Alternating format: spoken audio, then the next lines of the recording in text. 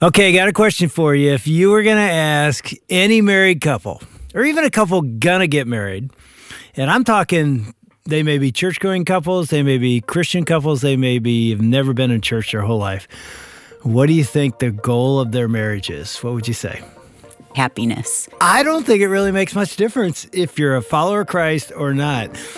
Most people, Christians and non-believers, they want to be happy. In fact, they found the one, and that one is going to make them happy, and then they get married, and often that doesn't take place.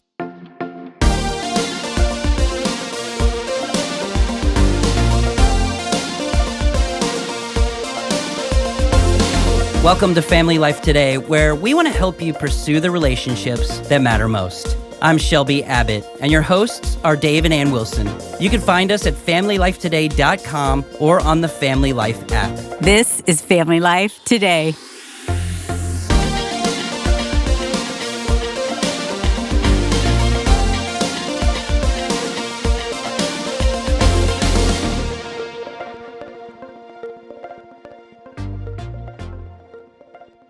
We're going to talk about the purpose of marriage today. We've got David and Meg Robbins in the studio, president of Family Life. And obviously, when you guys got married, was that what you were thinking? Man, I found the woman, I found the guy that's going to make me happy. Or were you way more mature than that? Well, no, was not more mature, but I do remember thinking, I found someone who will do ministry with their full heart. I would say this, that's a different perspective than most people. I mean, most people are, honestly, I found the woman, I found the guy, I'm going to be happy, we're going to be fulfilled as number one. Maybe ministry is down there, but not top of your mind. And you said, no, it was top of your mind. It was top of my mind, but what I want to pull back is the reality of it was kind of to meet my own needs. Hey, be my sidekick in ministry. Come on, let's go do this together. I've got a plan. I've got a calling, and join me. And let's just say that marriage is about joining your callings toward a new calling and a new oneness of what God has. And that took some time to kind of unearth, and it wasn't happy in that process. I mean, Meg, did you pick that up? Did you feel like he's got a plan and I'm just sort of his sidekick? I think during our first year of marriage or so, I mean, we had definitely talked a lot about our calling and wanting to have an impact for the Lord. And so, I mean, that was super important to me too. So I knew that was definitely a part of who he was and who we would be. But I think that, yeah, I mean, our first year of marriage, he was already really established as a leader in ministry on the campus where we were. And I was actually still a student when we first got married. He was the one who was kind of like the big L leader. And it wasn't until we went overseas that really shifted for us. And we became much more of a team. I was definitely, before that time, kind of the sidekick for David, I guess. don't think we knew that. No, we didn't know it until we were overseas and we realized, oh, this is what being a team really looks like. Well, let's just say you guys are unusual. Most couples don't come into marriage thinking, yeah, we're going to change the world together. Dave and I had that perspective because of our crew background. Like, oh, we're together so that we can impact people. Why do you think most people don't have that perspective? Well, and if I'm honest, I will say that even though that was our perspective, even for me as a young, I was very young, I was still in college, and you did make me very happy. I loved our dating relationship and I couldn't wait to be married. So there was still even a part of me that thought, this is going to make me happy. I mean, I think we had some people that gave us perspective that marriage is hard, you're going to have to work at it. So I think people think that because when you're dating and when you're in that place where you're thinking of the future and you're dreaming, you're super hopeful that this person is going to continue to make you happy and meet that desire to, just for life to be flourishing because of this person. And you don't realize it, but I think people put so much hope and expectation in a person and their ability to make them happy, rather than your own choices, your own life, your ultimately, for us, your relationship with Jesus. That's where you're going to find not happiness as much as joy, that lasts. So. I think ultimately we know that even on our best days, we can't satisfy one another completely. Like, that is God's lone ability in our lives. And yet we can bring flourishing and happiness, and marriage can be amazing. Marriage is amazing. It is. With that said, it also exposes a lot of the ways we need Jesus. And, I just think about our entry into marriage, and marriage simplified a lot of our 3 years of dating. We're like, finally, I don't have to take her home at the end of the night. This simplifies a lot. But then fast forward to moving overseas, and a lot got exposed. And so there was a simple season to start where there was a lot of happiness, but then a lot got exposed when we were in a place that was not comfortable, that was not known, especially in my life. It was a season of obscurity for me when Meg really began to flourish, and I started seeing how much I needed to grow in order to make us, flourish together. I think one other reason why people expect the purpose of marriage and what I'm going to get out of this is I'm going to finally be happy is because that's what the world is telling us. Every movie, every book you read, I mean, not everyone, but anything that's about marriage, and even fairy tales from when you're a little girl and they lived happily ever after. That's like the end of the movie, so you just assume. But I think even stories, You Complete Me from Jerry Maguire or whatever it is, I feel like that is the message that we hear for years and years leading up to marriage. So I think really for us, the first time we really got a picture that God had a bigger dream, a bigger mission, purpose for marriage was sitting at the Weekend Remember as an engaged couple 2 weeks before our wedding. That was, wasn't it? It was like the first time anybody had ever opened God's Word and said, what is God's design for marriage? Obviously, now we teach that, but we had never heard it. So on our wedding night, 2 weeks later, before we crawled in our wedding bed, we got on our knees and we prayed a prayer that was different than we would have prayed if we hadn't gone to the Weekend Remember. Literally, we said, God, we're not asking you for a good marriage, but a great marriage that will one day impact the world for your kingdom. That last part of the prayer came from a perspective from God's Word that we had never had before. And I remember as we struggled in year 1, and then, as many have heard, struggled in year 10, and struggled a lot in all the other years too, we sort of thought God can't use us to impact the world because He uses really good marriages and ours is sort of broken. We felt disqualified. Yeah, and it's the opposite. God's like, no, I have a purpose, and it's bigger than you two just being happy. I actually want to use you to impact the world. And here we are. I mean, it's amazing that we're sitting here talking about this. So we all speak at the Weekend Remember now. It's still something we teach at the Weekend Remember. So if somebody came up to you guys, on a sidewalk or at a volleyball match that you're with other parents. Sitting in the bleachers a lot these days. Yeah, I mean, you guys are on sidelines with other parents and said, hey, does God have a plan? Is there a mission for marriage bigger than being happy? How would you answer it? Marriage is the amazing reflection of how Jesus pursues and loves us. That is what marriage is. At its core, it is meant to be a husband, like the bridegroom, Jesus himself, who is with everything he has, laying down his life, lowering himself in order to pursue the bride, which we, image bearers of God, are his bride, that he is coming to redeem and restore. And out of that redemption, an amazing, building of God's kingdom happens. That is what marriage is. It is a reflection. Our marriage can be one of the loudest gospel messages we ever preach. Now, we have to preach the gospel with our words, obviously, because Romans 10 tells us that. But yet, the way we are able to encounter Jesus in our own failings and then extend the grace of Jesus to one another in those failings ends up declaring the mystery that God actually has come to save sinners. And he has come to not only save them, but to redeem and to restore them in order to be able to live out something by the power of his Holy Spirit that they can't do on their own. We just taught the Weekend Remember in Minneapolis, and we're trying to make the point. David, he just nailed a whole 50-minute talk we give. You'd think he was the president or something. Yeah, we know this stuff. But, the big idea there is, like you said, that somehow, this is almost a mystery, Paul says in Ephesians 5, that, marriage reflects the bride and Christ. And so it's like somehow the way we love one another reflects to our neighbors the way God loves us. Now that's in one sense like, wow, that's awesome. The other sense like, that's really scary. That our neighbors and those parents you're with on soccer fields are looking at us, and they should get an idea of what the gospel, the good news is. This is how Jesus sacrificially loves his bride by the way we treat one another. I told this story one year when we were with the Detroit Lions. Here we are talking about football again. Here we are. We had a quarterback come in from another team, and he was just on fire, Christian man, and John Kitney was his name, and he had this vision that God wanted to use the Christians to reach the locker rooms. Long story short, the Bible study on Monday nights, which was for couples and anybody, singles, bring your girlfriend, married couples, anybody can come. We've been Detroit Lions chaplains for 30-some years. We typically get 8 or 10 people because it's pretty high commitment to come to a Monday night study during an NFL season.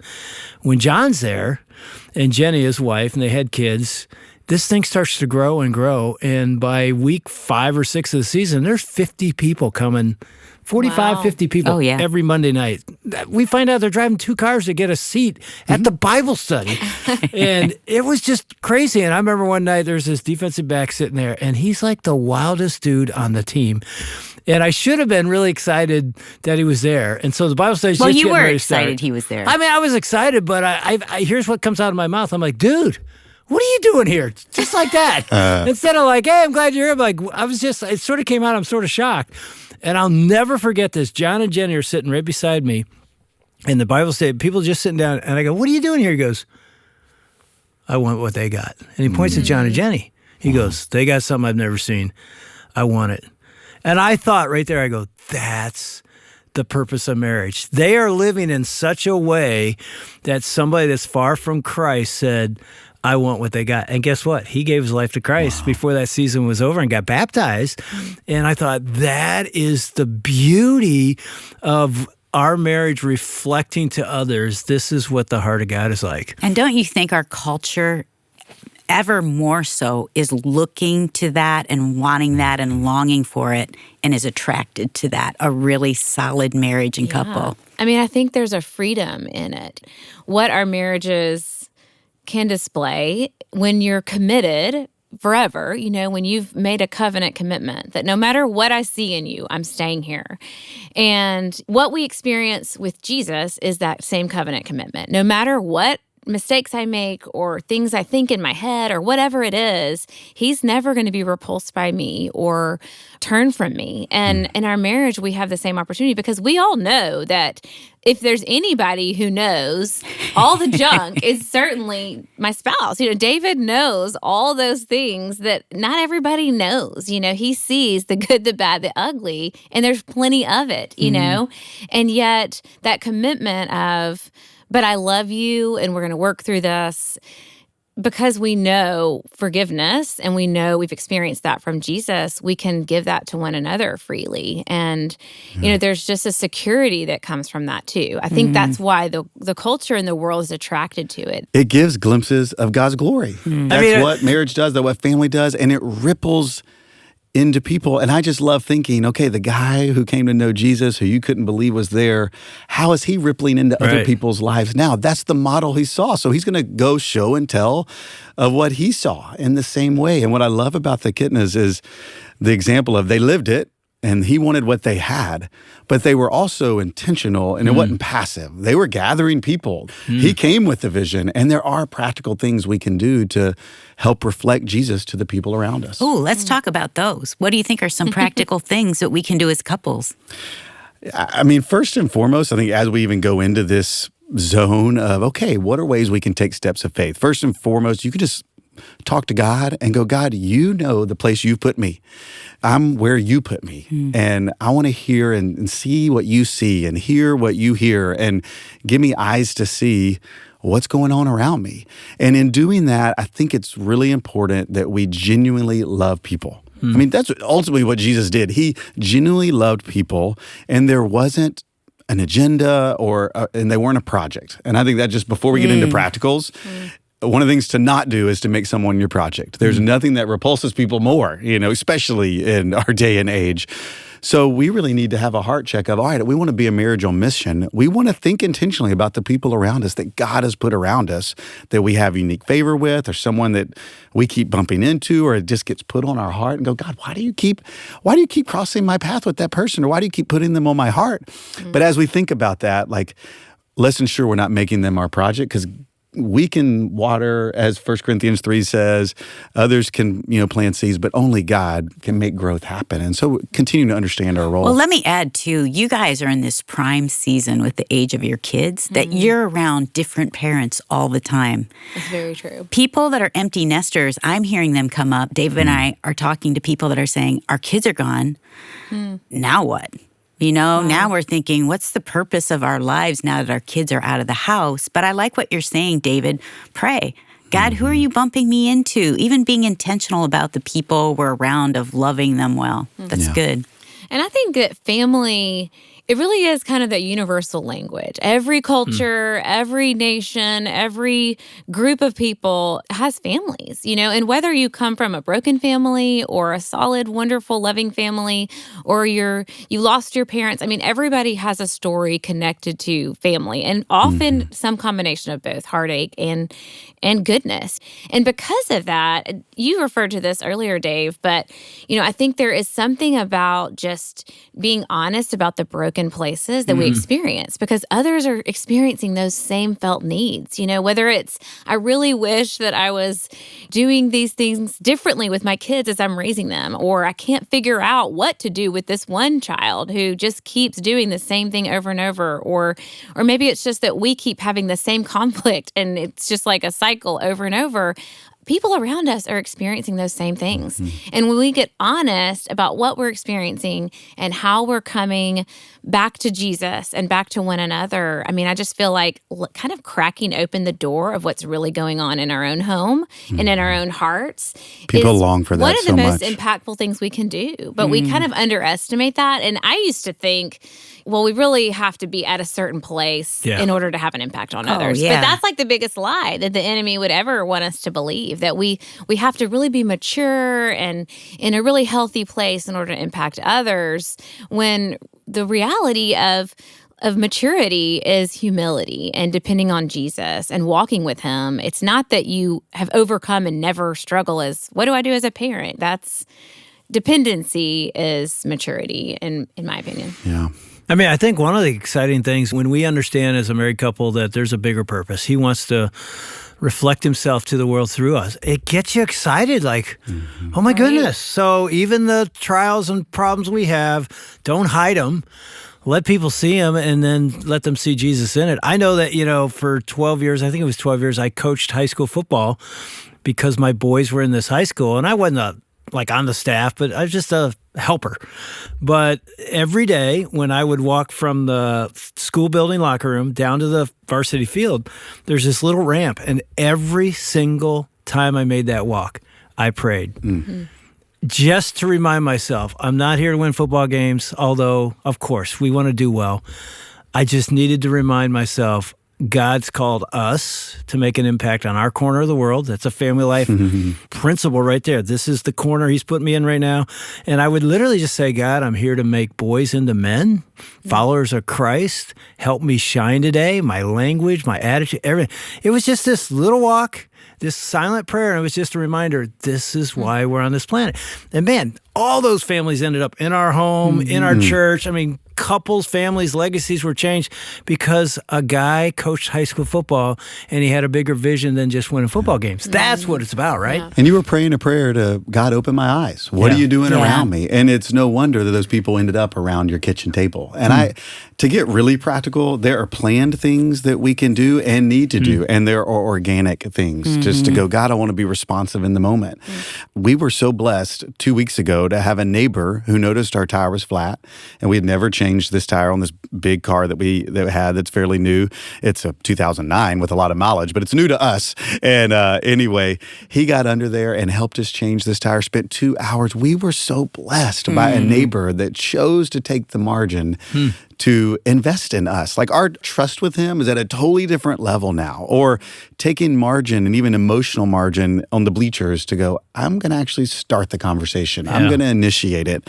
But there's also planned things we can do. You know, the example you gave with the kittens is a great example of hosting a small group to go, people want healthy marriages and families. Like that is a universal longing, like Meg said. And so whether it's picking up a resource like Vertical Marriage, the small group you guys did, going on mission trips. One of the things we looked at each other and just said, you know, we thought 20 years ago that we would be ones that would take our family on mission trips and have our kids engaged in mission with us. And we're like, well, we haven't been doing that. So how can we change that? Well, Family Life has started Family Life mission trips, just so you know. It's familylife.com/missions, and some are for couples, some are for kids of different ages. And we've gone on a few now. Maybe you reflect a little bit just on how meaningful it's been. Yeah, we took our kids last summer with Family Life, partnering with Filter of Hope, and we went to the Dominican Republic, and it was phenomenal. I mean, it was amazing, even just for us, being around people who don't know Jesus in a context where they have a deep physical need to. We were bringing clean water filters.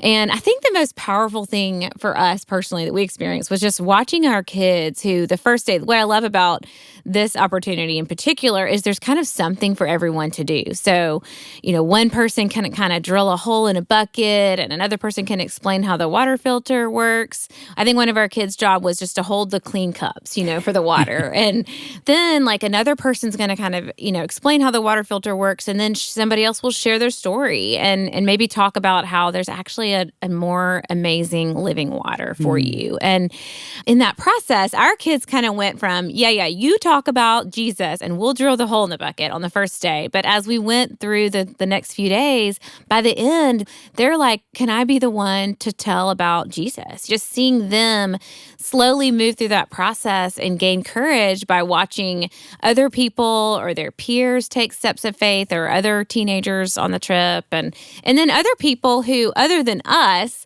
coming alongside them, other parents or other, you know, young 20-somethings saying, hey, you got this. You can do this. Why don't you give it a try this time? And it was phenomenal. I think it really impacted us as a family just to think about, okay, this is obviously a different context. We're not every day going to be in a different country, but how can we go home and think through who are the people God's put in our life who don't know him or, you know, need the truth of him or the hope that he has to offer? And how can we as a family love on those people? And what does that look like in our everyday life? And we can say, because we're a little bit ahead of you in life with grandkids now, we did mission trips with our kids and it marked them for life. Yeah. They're not going to forget those moments.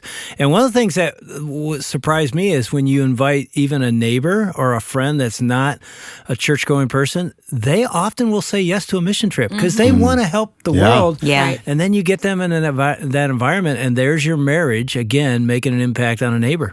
You know, I think about being a marriage on mission, and 1 Thessalonians 2:8 comes to mind. So being affectionately desirous of you, we were ready to share with you not only the gospel of God, but also our own selves because you had become so dear to us. And as we love people well and not have an agenda, as we're intentional and organic, ultimately that we would grow so desirous of people and the beauty of the gospel that it would be our first love in such a way that we can't help but to express it out to the world around us. This isn't something in the past. This is something in our current that we're experiencing together personally and in our marriage. And from that place, we're going to pass it on. We've got to pass on the greatest thing that's in our lives if we're really experiencing it. And so as we do that, one of the simplest things to do is you can always start with your table. If you don't know where to start, and mission trips seem like, well, not now, or leading a group, you're like, I don't know. I need to order the thing and see what the content is. Those are good steps to take.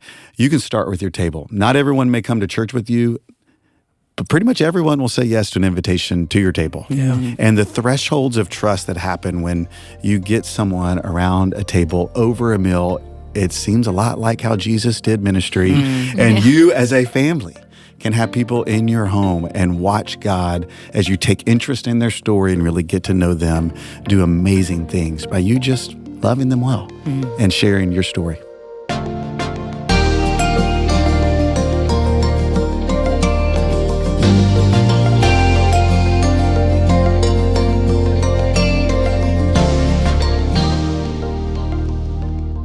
I'm Shelby Abbott, and you've been listening to Dave and Ann Wilson with David and Meg Robbins on Family Life Today.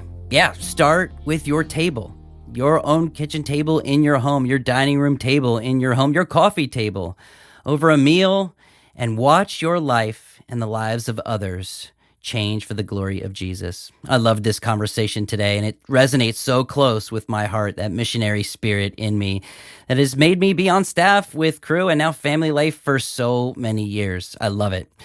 And I also love knowing when to say no to things, or when to recognize that maybe my limitations are a good thing and not necessarily a bad thing in this hurry world. You know, earlier this week, we had Kelly Kapic on Family Life Today, and he's written a book called You're Only Human: How Your Limits Reflect God's Design and Why That's Good News. Man, need to hear that. This book is going to be our gift to you when you partner with us financially here at Family Life. So you can go online to FamilyLifeToday.com or give us a call with your donation at 800-358-6329. Again, that number is 800, F as in family, L as in life, and then the word today. And feel free to drop us something in the mail if you'd like to. Our address is Family Life, 100 Lake Hart Drive, Orlando, Florida, 32832. Now, if you know anyone who needs to hear conversations just like the one you heard today, would you share it from wherever you get your podcasts? And while you're there, you can really help others learn about Family Life Today by leaving us a review. Now, coming up next week, Ed Welch is going to be with Dave and Ann Wilson talking about fear and anxiety. Most of the time, we recognize that as a bad thing, but Ed began to realize that anxiety was actually a gift from the Lord in his case. That's coming up next week. We hope you'll join us. On behalf of Dave and Ann Wilson, I'm Shelby Abbott. We'll see you back next time for another edition of Family Life Today.